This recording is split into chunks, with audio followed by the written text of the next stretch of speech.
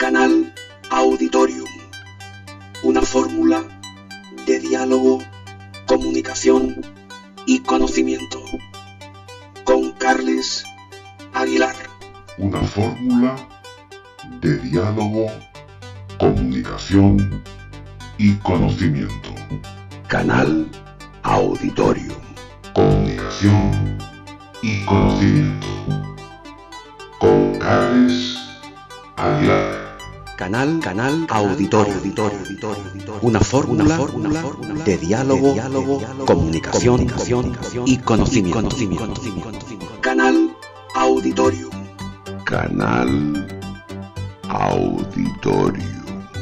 Una fórmula de diálogo, comunicación y conocimiento, con Carles Aguilar.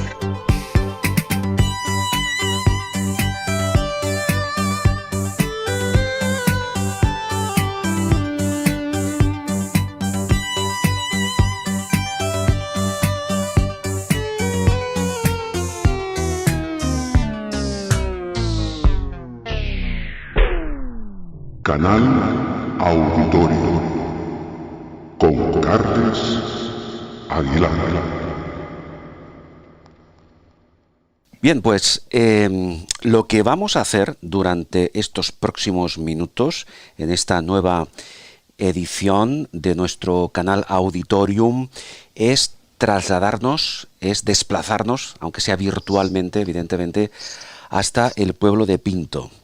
Y quizá para muchos decir que nos vamos hacia Pinto ya sea una pista, en el sentido de suponer la identidad de la persona con la que vamos a hablar.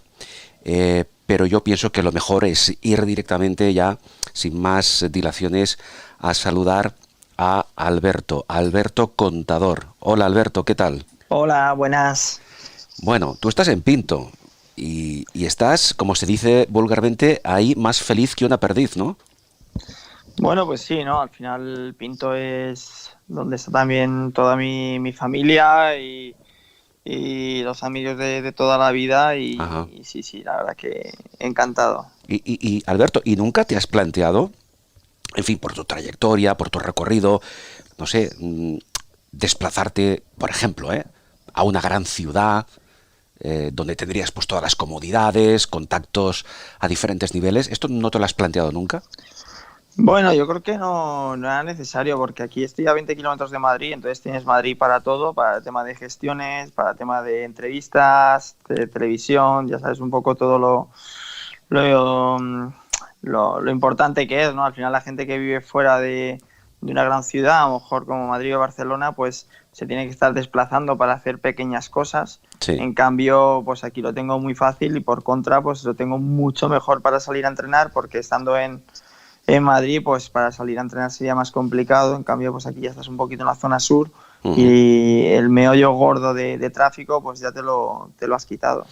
Claro, y evidentemente la parte fundamental es que estás con tu familia, ¿no? Sí, así es, ¿no? Al final es el pueblo en el que te has criado de niño y es eso, ¿no? Tanto tu familia como tus amigos de toda la vida están aquí. Además, nosotros somos una familia bastante unida. Sí. Y pues bueno, siempre se agradece.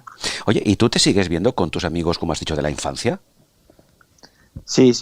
Yo creo que es una de las cosas que un deportista tiene que intentar cuidar al máximo posible, ¿no? Independientemente de que se tenga más éxito, que se tenga menos éxito, porque al final lo que es la carrera deportiva son unos capítulos de tu vida, pero no es tu vida, ¿no? Entonces, al final, si una vez que terminas, ¿no? Y dejas de estar quizá un poco pues con los flashes de igual manera que estabas cuando estabas en activo, ahí es donde tienes que tener pues esa gente que te han apoyado tanto cuando eras la persona anónima, cuando has sido el deportista de alto nivel y cuando eres el deportista pues que echa un paso al lado y empieza a mirar otros proyectos. Claro, y mantienes, a nivel personal. Y mantienes buena relación. No sé yo hasta qué punto, supongo que cuando eras un crío que ya, bueno, más o menos todos, una de las primeras cosas que pedimos es una bicicleta, ¿no? De chavales, yo quiero una bicicleta. Cuando pudiste subir por primera vez, no sé si fue un triciclo o una bicicleta en aquellos tiempos, pero ya tenías ese espíritu competitivo con tus amigos de la infancia y hacíais carreras de bicicletas, ¿o no? Bueno, el primero de todo no era una moto tipo como la de Márquez, pero con pedales. O sea, que tenían la carcasa y todo, lo único que claro, tenías que dar pedales. Ya me habías asustado ahora, ¿eh? No. Y así, pues bueno, aprendí a montar con los ruedines y demás, pero hasta los 12 años no tuve mi primera bicicleta, que me trajeron los Reyes Magos. Y bueno, ahí ya sí que empezábamos a quedar de vez en cuando y nos picábamos, pero para nada pensando en destacar ni mucho menos. O sea, yo me tomaba la bicicleta un poco como divertimento y nada más. Otra cosa es cuando empecé a salir con la de carretera, porque mi hermano salía ya y ahí sí que la vena competitiva estaba un poquito más... Claro. Pero yo no sé, Alberto, hasta qué punto algunos, no todos, algunos de tus amigos de la infancia, entre comillas, te empezaron a coger un poco de manía porque seguramente casi siempre ganabas tú en los juegos, en las carreras de bicicleta, ¿no? Bueno, al final el grupo de amigos éramos todos más de fútbol que de bicicleta, ¿no? Entonces, en ese sentido, pues no había esos piques. Una vez que empecé a salir ya con la bicicleta de carretera, que había un poquito más de pique, ya eran gente pues de diferentes pueblos, gente que se dedicaba a la bicicleta, ¿no? Que no eran tan de la infancia como estos, ¿no? Estos al final pues era que salíamos un día a la semana o el fin de semana con la mountain bike. ¿Qué fue, Alberto, lo que te decidió a comprarte o a pedir que te compraran tu primera bici de carretera? Bueno, pues a ver, fue un poquito todo pues debido a mi hermano mayor. Al final yo creo que casi siempre idolatramos, ¿no? al hermano mayor, y en mi caso pues era de esa manera. Mi hermano aprobó la selectividad, mis padres le compraron una bicicleta nueva y yo me quedé con la antigua, una bicicleta pues muy antigua para los momentos en los que estábamos, pero desde el primer momento pues empecé a andar bastante bien, ¿no? Y bueno, en poco más de 2 meses estaba ya al nivel de mi hermano, pese a que él es 3 años mayor que yo. Sí. Y eso es lo que me animó a pasar luego a un equipo ciclista.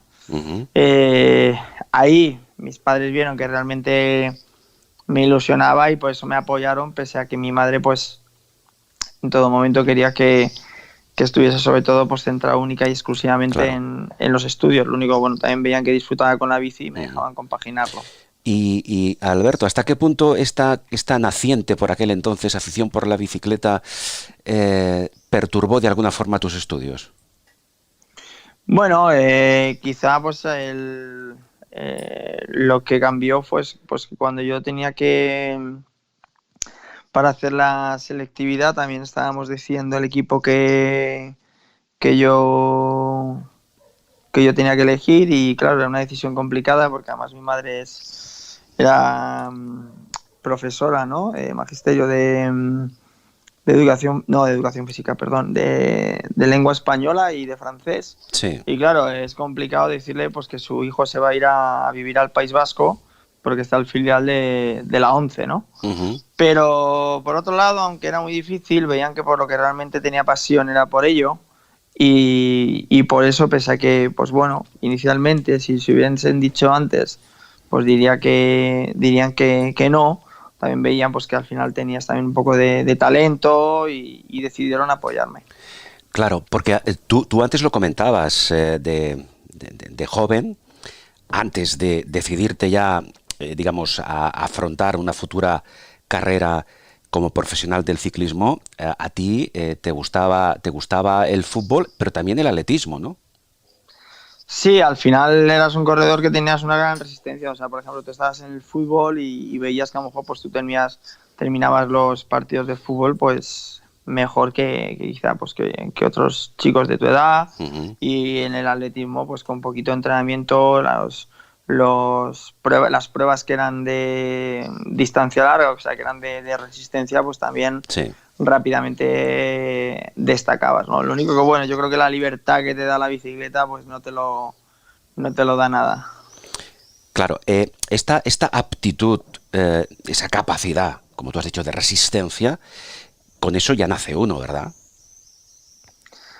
A ver, sí, pero por supuesto, si no hay actitud, es absolutamente imposible, ¿no? De hecho, la cabeza es casi más importante que las propias piernas en el ciclismo, ¿no? Entonces, pues bueno, aparte de que tú puedas tener unas dotes genéticas, un talento bueno, si no tienes la capacidad mental, ¿no? La cabeza para poder sacar el partido, pues, o sea, seguramente que si miramos, ten en cuenta la cantidad de millones de españoles que hay, pues seguramente que habría corredores, seguramente que habría personas con unas capacidades para el ciclismo a nivel físico increíbles, o sea, para luchar por las mejores carreras del mundo, a lo mejor por el Tour de Francia. Claro. Pero como no han descubierto ese deporte o como no han tenido la cabeza como para poderse sacrificar, pues no se consigue, ¿no? Ver su límite. Claro. Eso por una parte, y estoy totalmente de acuerdo contigo, pero por la otra, en algunos casos de deportistas de élite a diferentes niveles, de alguna forma, también es necesario que alguien te descubra, que alguien vea en ti, oye, pues ese chaval es diferente a los demás, este chaval tiene aptitudes, vamos a ver qué le pasa. ¿Ese fue tu caso? ¿Tú tuviste algún descubridor? Yo creo que hay deportes y deportes. En el fútbol, pues por ejemplo, creo que sí es así, es un poquito más así. Por ejemplo, en el fútbol, yo me acuerdo cuando jugaba, depende de si iba el padre de mi amigo a verle o no, que jugaba en el mismo puesto que yo, entonces me tocaba banquillo o era titular. Entonces yo cada vez que aparecía por la banda el padre, yo decía, venga, banquillo otra vez. Claro. Porque sabía que era de esa manera, ¿no? En cambio, con la bicicleta, la carretera te pone en tu sitio. O sea, tú te apuntas a una carrera, se apuntan 200 chicos y cuando la carretera se pone cuesta arriba, el que puede y el que no puede. Y entonces al final el mayor descubridor es tú mismo y tus piernas, ¿no? Al final es un rendimiento objetivo más que algo subjetivo, ¿no? Claro, pero tú ya por aquel entonces creo recordar que del 2002 ya fuiste campeón de España contrarreloj sub-23, ¿no? Sí, yo, pese a que empecé muy tarde, porque empecé con 15 años, pues me adapté muy bien a la categoría sub-23, porque en la categoría juvenil eran 2 curvas seguidas y me descolgaba en la bajada, porque claro, no tenía nada de técnica al haber empezado tan tarde en la bici, pero sí que en subida pues destacaba mucho. Entonces cuando pasamos a la categoría sub-23, que eran más kilómetros las carreras y más puertos de montaña, sí, pues me adapté mucho mejor y quizá pues un poco la principal ventaja o virtud que había era que me defendía muy bien en la montaña, pero que era capaz de disputar las pruebas contra el pese a que yo era un corredor bastante ligero de peso, ¿no? Eso es lo que hizo que rápidamente pasara a profesional. Claro, tú lo has dicho, o sea, para un profesional de élite como tú eres, la constitución física, ¿qué porcentaje de importancia tiene, por ejemplo, en largos recorridos, como tú has dicho, en los que hay, pues, ya hablo a nivel profesional, ya, en los que hay, pues, no sé, 3 puertos de primera o 3 puertos de tercera, 200 y pico kilómetros, ahí el factor, al margen, como tú has dicho, del factor mental, que es fundamental, el físico, ¿qué papel juega? Bueno, pues el físico a lo mejor puede ser un 40%.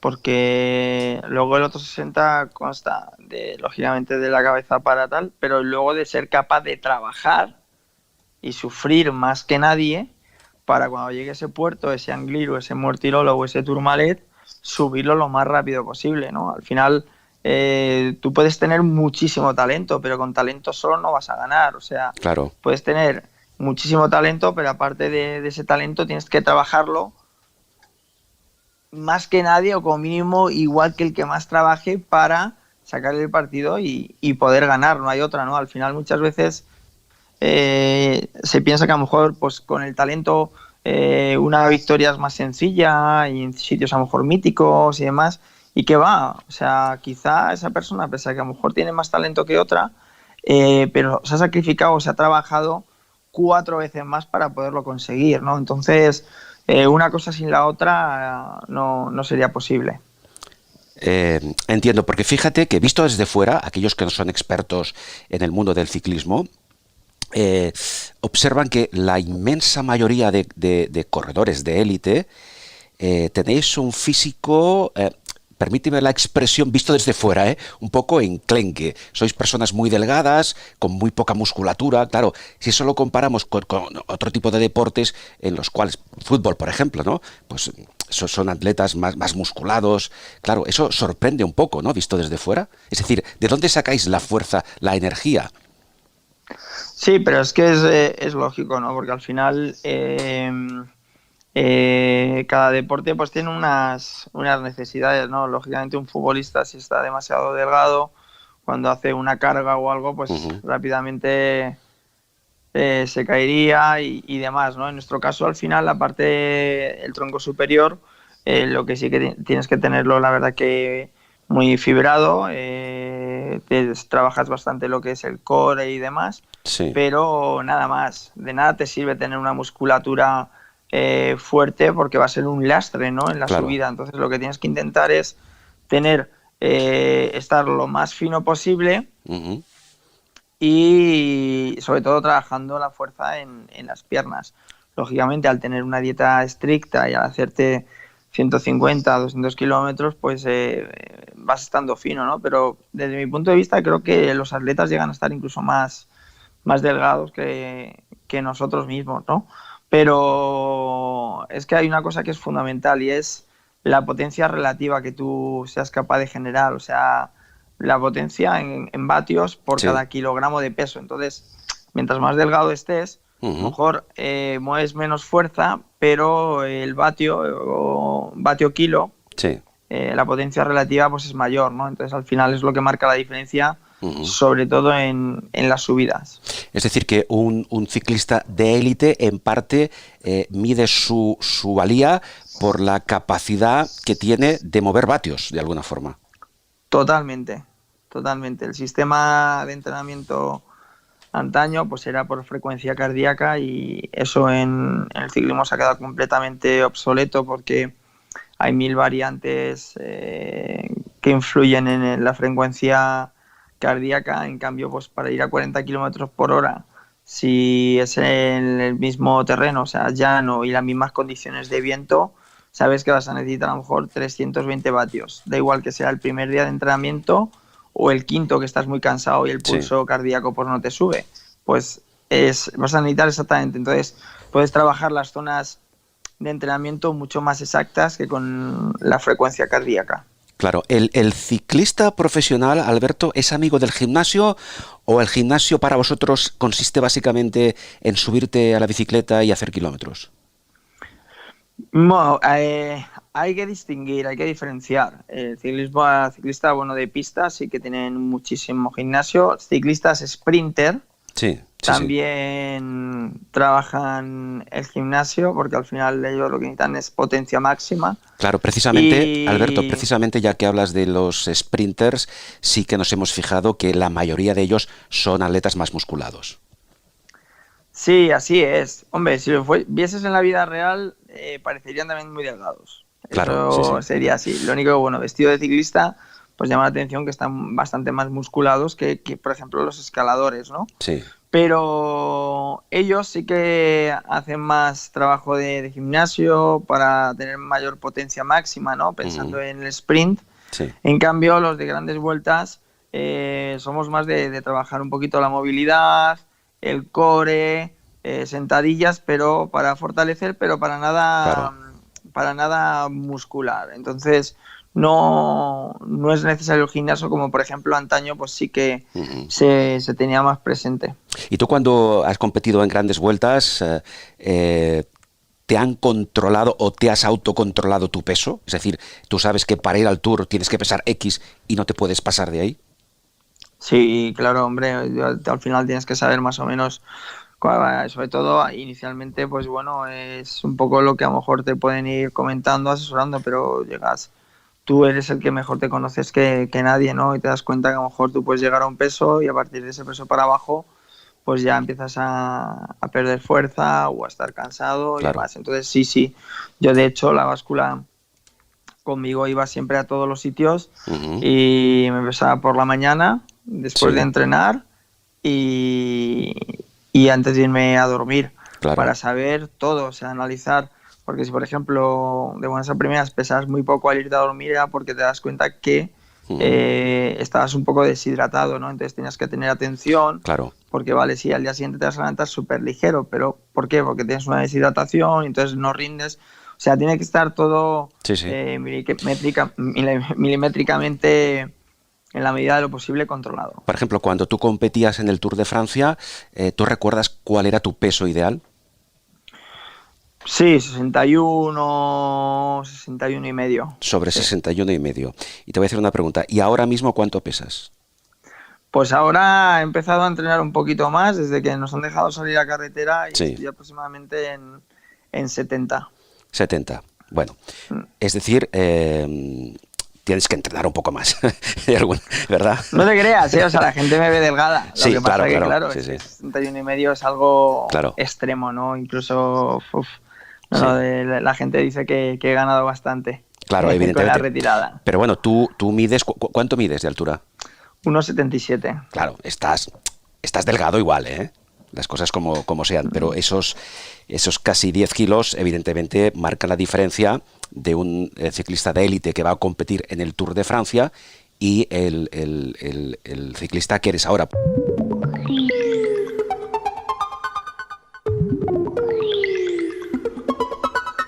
Canal Auditorium, una fórmula de diálogo, comunicación y conocimiento.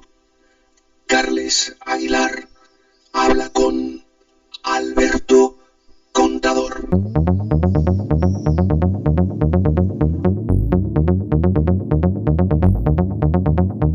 Por cierto, ¿tú te consideras ahora mismo un exciclista? Sí, yo me considero exciclista. Yo en cuanto a... porque al final has dejado el ciclismo profesional y entonces no tienes el nivel de exigencia que tenías antes. Otra cosa es que salgas y tengas unas sensaciones muy buenas, que tengas un rendimiento muy bueno, con poco entrenamiento, pero sí me considero ciclista porque pues ahora llevas una serie de hábitos que no llevabas antaño. Y la vida del ciclista profesional, la que tú has llevado durante... Por cierto, ¿durante cuántos años has sido ciclista profesional? Pues creo que han sido 15 años. Bien. La vida de un ciclista profesional de élite como tú, durante 15 años, entiendo que es una vida, insisto, a ese nivel, muy disciplinada, con horarios estrictos, con unas dietas controladas, etcétera, etcétera. ¿Cómo, en este sentido, cómo ha cambiado tu vida ahora mismo, que estás más relajado, que ya no compites en la élite? ¿Con qué, independientemente de los triunfos que tuviste, qué estilo de vida te gusta más? ¿Volverías a lo de antes o estás ahora mejor, más tranquilo, más relajado, entrenas cuando quieres, te vas a tomar una cerveza con los amigos, no estás pendiente de la báscula? Bueno, yo creo que cada cosa en su momento ha sido chulo. Por ejemplo, yo una de las cosas que más echo de menos también son las concentraciones ahí en el TID, que estábamos 20 días únicamente montando en bicicleta, con tu masajista, con tu mecánico, cuidándote. También me sentía privilegiado, ¿no? Al final es lo que te gusta y ya está. Lo único que sí que es verdad, pues que es algo extremo, ¿no? Al final, pues es lo que comentas, ¿no? El tomarte una cervecita después del entrenamiento o comer una cosa o la otra y antes, pues no, tener que tener una dieta muy, muy estricta, desde luego que eso también costaba. Lo único que, bueno, al final, como sabes que es para tener un mejor rendimiento y que es lo que te gusta y también, pues los últimos años, sobre todo, sabes que son una parte de tu vida, no toda tu vida. Por otro lado, te viene bien hasta para valorar más, ¿no? Lo que ahora, pues, puedes hacer y antes no podías.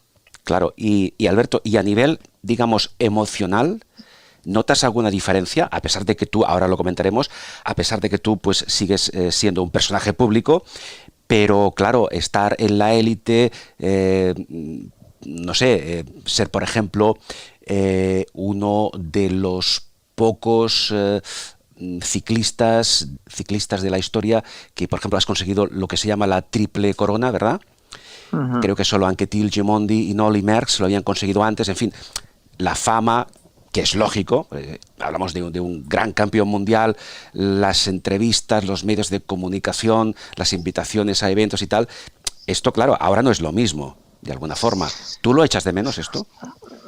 Sí, ahora es diferente. Bueno, hay cosas que a lo mejor en un momento dado podría llegar a echar de menos, pero no, si la verdad que me pongo a pensarlo y no Ajá. echo mucho de menos. De hecho, al final es verdad que en mi caso, pues bueno, me he readaptado bastante bien a la vida como persona, ¿no? De a pie y bueno, ya tengo mi fundación, Alberto Contador, para el Sí, Ictus y con equipos para categoría juvenil, sub-23 y continental profesional. También pues bicis para la vida, que consiste en llevar bicicletas pues a zonas desfavorecidas, ya sea aquí en España o allí en Marruecos y demás. Luego, al final, otra cosa que también me está ayudando mucho pues es el ser comentarista en Eurosport, ¿no? Al final ajá. estás en el día a día con el ciclismo. De hecho, las grandes vueltas pues voy físicamente varios días. En Sí, ese sentido me ayuda bastante. Y luego, pues que al final eres embajador de un montón de marcas, ¿no? De gafas, de casco, claro, de zapatillas, de ropa, y eso hace pues que sigas entrenando, que tengas actividad bastante alta en redes sociales. sí, Y bueno, y ahora recientemente pues un proyecto que es el mayor de todos, el más grande, que es junto con Iván Bas, un gran amigo mío, pues llevamos sí. trabajando ya casi 2 años en una nueva marca de bicicletas Ujú. desarrollada desde nuestra experiencia, de nuestro conocimiento, o sea, la bicicleta que nos hubiera gustado tener Ajá, para competir. Y bueno, a finales de año, porque con todo esto que ha sucedido, pues se ha retrasado claro. como prácticamente todo.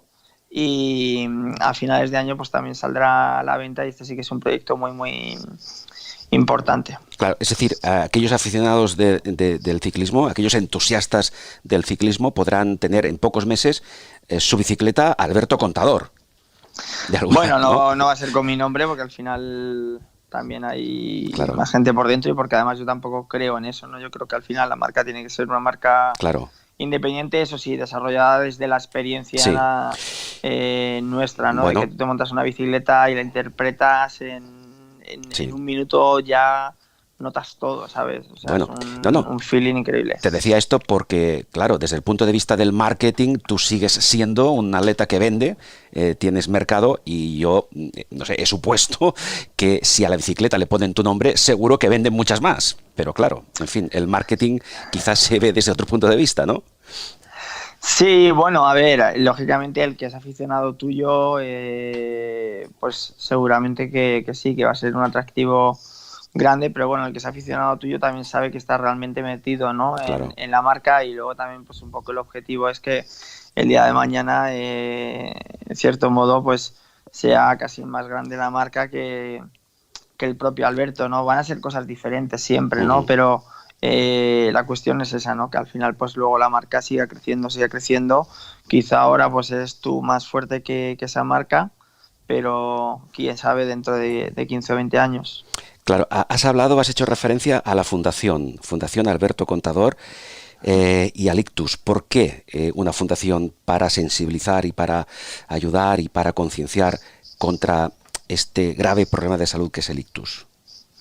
Bueno, es la enfermedad que sufrí, ¿no? En el año 2004, y fue la que me cambió la visión de la vida, ¿no? Fue la que hizo que relativizar todo, ¿no? Los problemas de los que no. Y bueno, pues yo para nada tenía conocimiento, ¿no? de esta enfermedad, y por eso pues bueno, pusimos en marcha la Sí. fundación con esas dos ramas, ¿no? Tanto la bicicleta como Ujú. la del ictus, sobre todo para la comunicación y difusión de los síntomas y demás, que yo creo que al final Claro. muchas veces creemos que es una enfermedad que únicamente ataca a personas mayores y Sí. no es así. El hecho de que tú sufrieras ese ictus, pregunto, Alberto, ¿tuvo algo que ver con la caída, con la dura caída que sufriste, que supuso pues una intervención de un cavernoma cerebral? No, precisamente esa caída fue pues debido a ese ictus, ¿no? El derrame cerebral que tenía interno era ya tan grande, entonces la sangre pues estaba haciendo presión en la cabeza y por eso, pues bueno, yendo en la bicicleta en la Vuelta a Asturias, en el kilómetro 40, pues ya empecé a convulsionar y tuve la caída.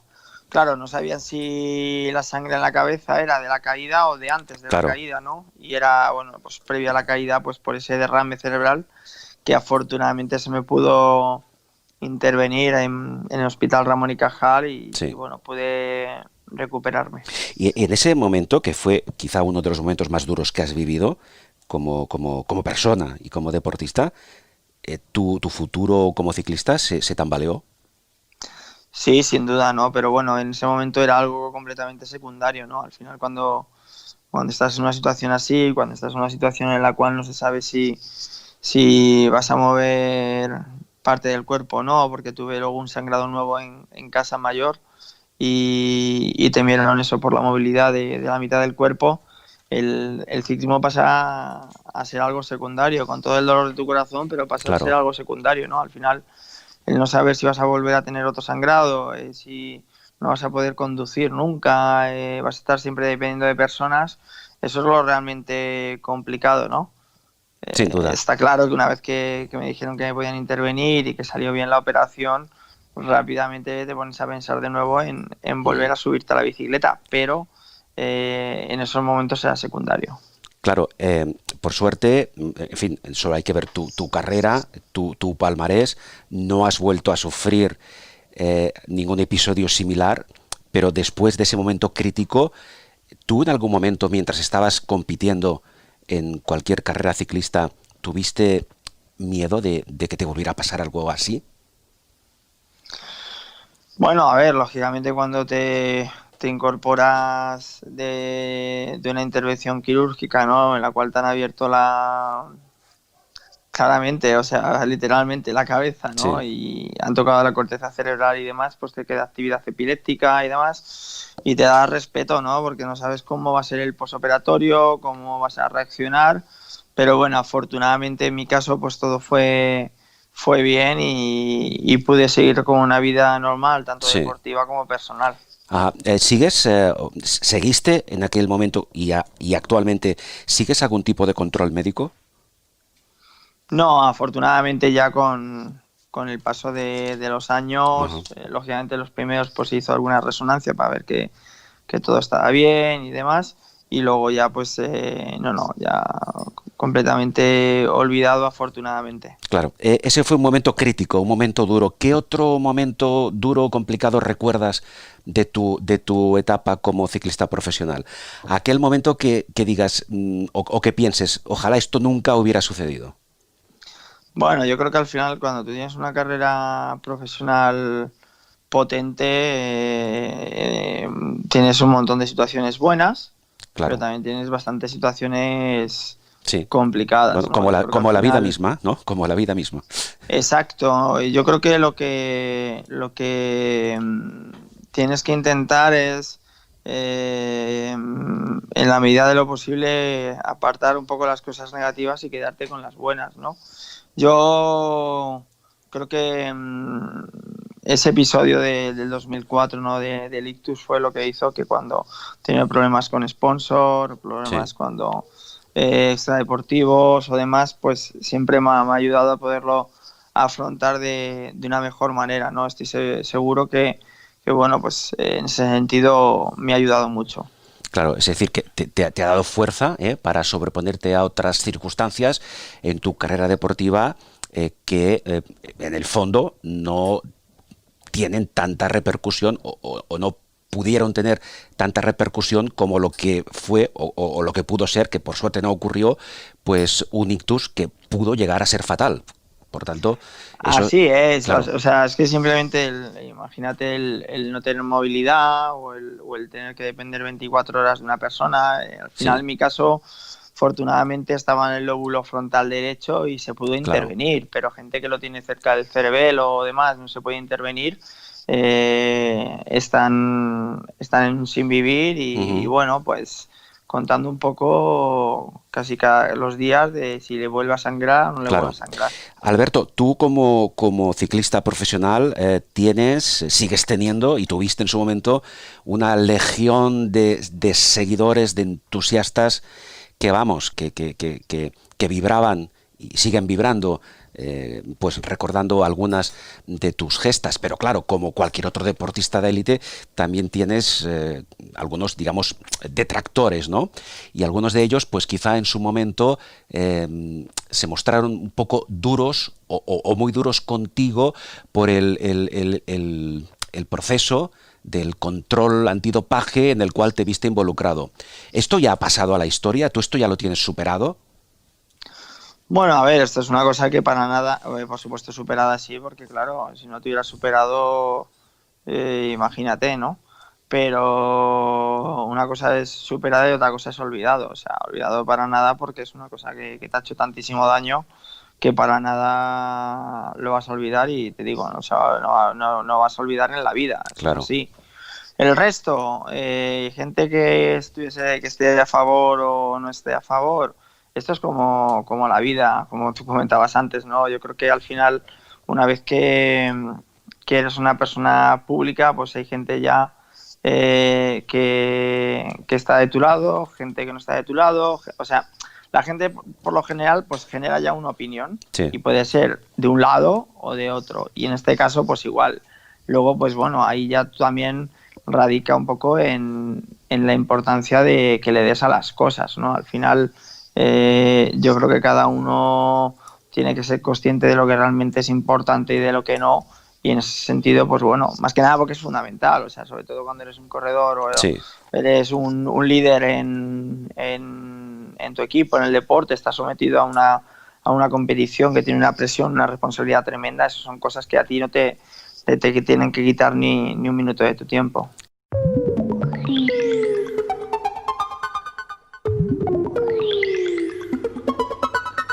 Canal Auditorio. Una fórmula de diálogo, comunicación y conocimiento.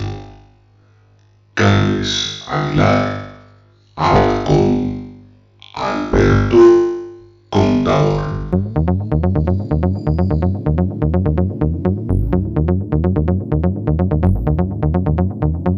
Tu opinión ahora que estás fuera de la élite, y ahora pasamos a otros temas, respecto del ciclismo en estos últimos años, se ha dicho que no es del todo un deporte limpio. ¿Tú cómo lo ves ahora? Yo sinceramente creo que no hay un deporte más controlado que el ciclismo. Eso es así, eso es una realidad y se utilizan los últimos medios y continuamente llegando a cualquier hora del día para pasar los controles y sinceramente yo creo que es un deporte en el cual cualquier persona que intentara hacer algo sería autoinmolarse, ¿sabes? Claro, porque claro, es inevitable hacer una pequeña referencia a Lance Armstrong. ¿Qué relación tienes tú con él a día de hoy? Bueno, nosotros coincidimos en el Tour del 2009, ambos queríamos luchar por esa carrera y ya está, una vez que terminó la temporada, él ya sacó su equipo al año siguiente y yo en cambio pues continué en Astana y ya está desde ahí. Ajá, pero ahora mismo no tienes ningún contacto con él, ninguna relación, no sois amigos, vamos. No, pero es que a ver, amigos tienes, amigos no sé, no. Rectifico, no sois ex compañeros profesionales. No, al final, a ver, ambos queríamos conseguir ganar el Tour. Los Sí, dos teníamos un carácter bastante claro, quizá un poco de líder, Sí. y cogimos caminos separados. Claro, es lógico. Oye, Alberto, tú has sido durante tu trayectoria como ciclista profesional, un ciclista que has tenido mala suerte con las caídas y con las lesiones. ¿Eso te ha impedido obtener algún triunfo? Hombre, sin duda, ¿no? Lo único, bueno, pues tienes que ser consciente que al final es parte del ciclismo, y que al igual que las averías mecánicas, pues son cosas que pueden suceder, y sí, en mi caso ha habido bastantes caídas que me han privado, pues, de tener unos buenos resultados. Claro, pero eso ya es irrecuperable, evidentemente. Alberto, dime una cosa, ¿con qué ciclista, con qué profesional del ciclismo, que no lo hayas hecho, evidentemente, te hubiera gustado competir en un Tour? Bueno, te iba a decir Pantani, ¿no? Porque quizá era el gran ídolo, pero yo no sé si sería bueno o no sería bueno competir contra él, porque era Claro. muy, muy bueno. Ajá. ¿De alguna forma Pantani es uno de tus ídolos?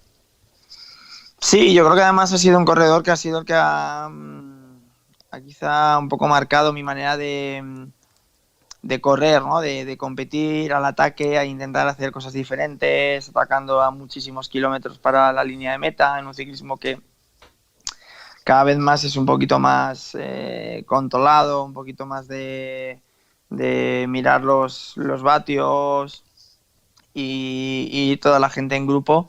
Y bueno, pues seguramente que, pues eso, ¿no? Pues por la Ujú. admiración que le tenía, ha marcado un poco mi manera de correr. Claro, y al margen de Pantani, para ti, ¿cuál es el mayor ciclista de todos los tiempos, bajo tu punto de vista?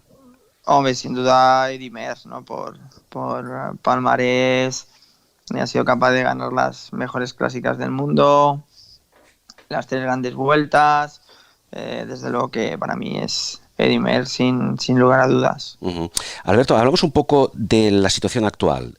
Tú antes hacías referencia a que, bueno, ahora ya nos dejan salir a entrenar un poco. Ahora mismo, ¿qué estás haciendo a nivel profesional y a nivel personal? Sigues entrenando, pero ¿en qué ámbito lo haces? Bueno, sigo entrenando, pero sobre todo por tener una buena calidad de vida, ¿no? Ajá. Primero de todo eso. Y segundo, pues porque al final, como te comentaba, ¿no? Pues estás muy vinculado al mundo de la bicicleta, eres embajador de un montón de marcas que a través de las redes sociales, ¿no? Pues Sí. promocionas, y entonces, en cierto modo, hasta por ese lado también incluso tendrías un poquito de obligación, ¿no? Pero bueno, para mí no es obligación porque es algo que me gusta. Además lo haces de una manera mucho más relajada, pese a que cuando Claro. salgas pues vas a darlo todo. O sea que de alguna forma, profesionalmente, digamos que vives de esas actividades que haces. Sí, al final, pues bueno, ese tipo de actividades, pues sí, al final, a ver, afortunadamente la carrera deportiva te ha ido bien, Sí. pero bueno, pues sigues trabajando también con este tipo de cosas. Muy bien. Oye, ¿cómo crees que nos va a cambiar todo el tema este que estamos viviendo, la pandemia del coronavirus, con esos, bueno, no vamos a recordar las cifras, pero son cifras dramáticas hablo de España tan solo, podríamos hablar a nivel global, ¿no? Estamos rozando las 30.000 personas fallecidas, en fin, miles de contagiados, en fin, todas las consecuencias a nivel sanitario, a nivel social, a nivel económico, que estamos ya empezando a sufrir en toda España. ¿Cómo nos va a cambiar esto? Bueno, a ver, desde luego que es una situación complicada, porque al final te cambia todo a la hora de los hábitos que tienes y demás.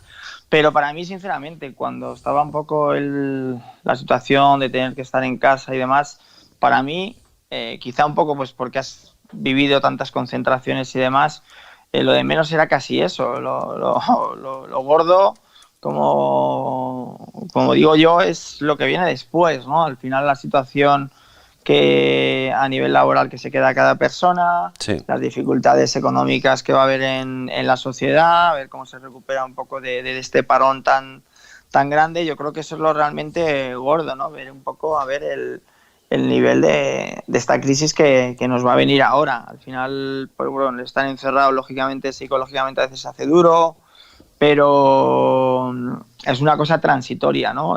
Lo otro, pues también es transitorio, pero va a ser bastante más largo. Bueno, de alguna forma tendremos que subir el Tourmalet, ¿eh? Será como una cuesta interminable hasta que consigamos llegar a la cumbre y que el descenso nos permita recuperar un poco de aire. Una cuestión más, Alberto, antes de despedirnos.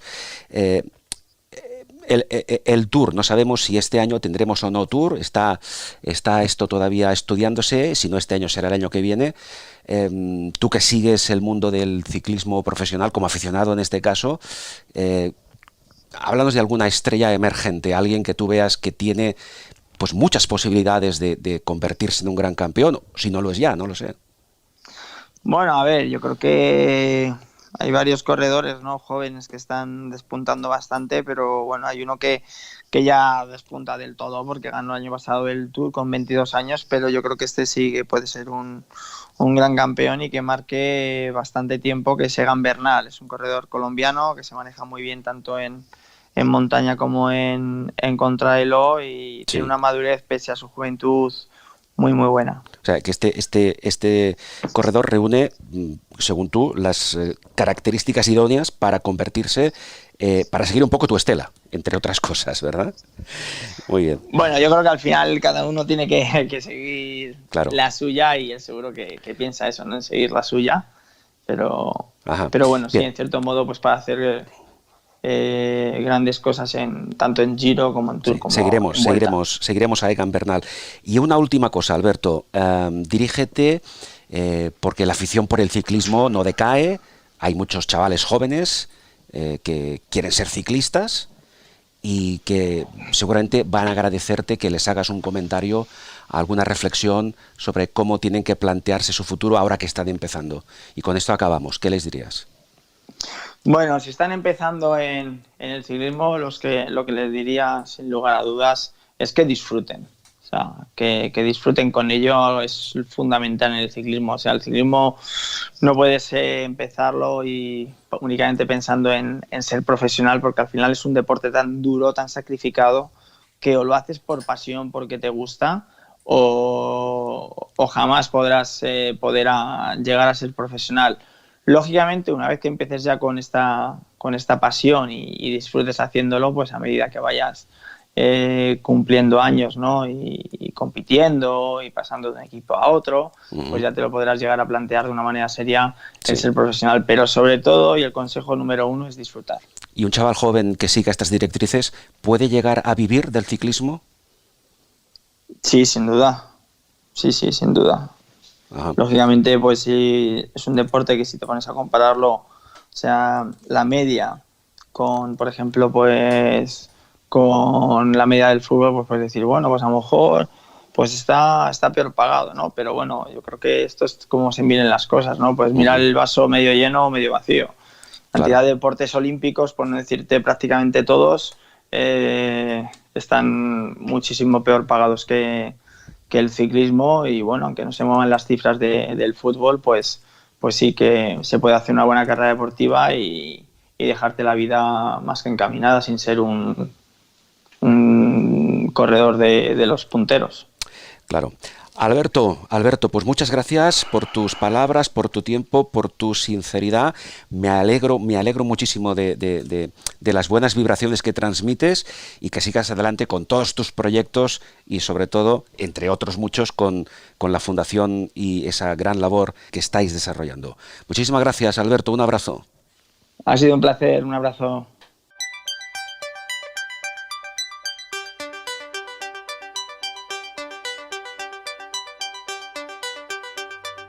Canal Auditorium, una fórmula de diálogo, comunicación y conocimiento, con Carles Aguilar. Una fórmula de diálogo, comunicación y conocimiento. Canal Auditorium. Comunicación y conocimiento. Con Carles Aguilar. canal auditorio. Una fórmula de diálogo, comunicación y conocimiento. Canal Auditorium. Canal Auditorium. Una fórmula de diálogo, comunicación y conocimiento. Con Carles Aguilar.